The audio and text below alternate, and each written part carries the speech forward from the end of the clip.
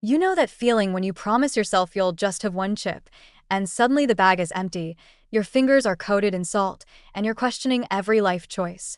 Well, your brain's immune cells, the microglia, seem to have a very similar issue. Only in their case, the snacks are fatty acids, and when they overdo it, the consequences are a whole lot bigger than tight jeans. Microglia are supposed to be the superheroes of the brain. They're the janitors, the guards, the first responders rolled into one. Their job is simple but crucial: clean up waste, eat up toxic proteins, and keep neurons safe. Picture them as tiny Pac-Men, zipping around, chomping anything harmful. But here's the twist. Under the stress of Alzheimer's, these little superheroes develop what you might call a snack addiction. Instead of burning fat for energy like they should, they start storing it. Before long, they're bloated with lipid droplets, waddling instead of running, too stuffed to fight off the very threats they're meant to destroy. And it gets even funnier, in a sad kind of way. The reason they can't stop snacking isn't because they're greedy, it's because of this enzyme called DGAT2. Think of DGAT2 as the overly pushy friend who keeps sliding appetizers your way.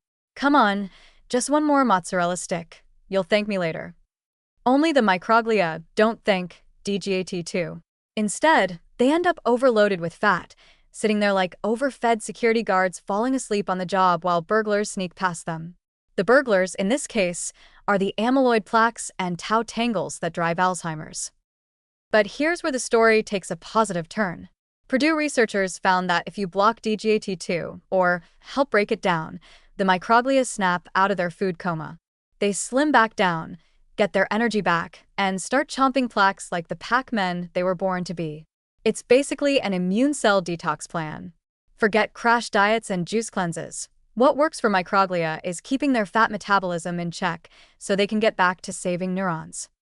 The beauty of this discovery is that it reframes Alzheimer's in a way that feels less hopeless. Instead of thinking of the brain as irreversibly crumbling, we can see it as an immune system problem that might be fixable.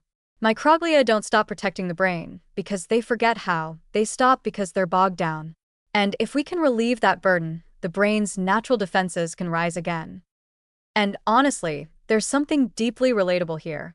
Who hasn't lost focus after one too many snacks? Who hasn't had a food coma that made even simple tasks feel impossible? Your brain cells are doing the same thing. They're not villains, they're just overwhelmed.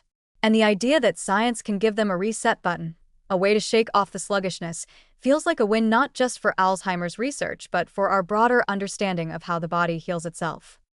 So the next time you catch yourself reaching for a late-night snack, picture your microglia. Imagine them trying to stay lean, nimble, and ready for action.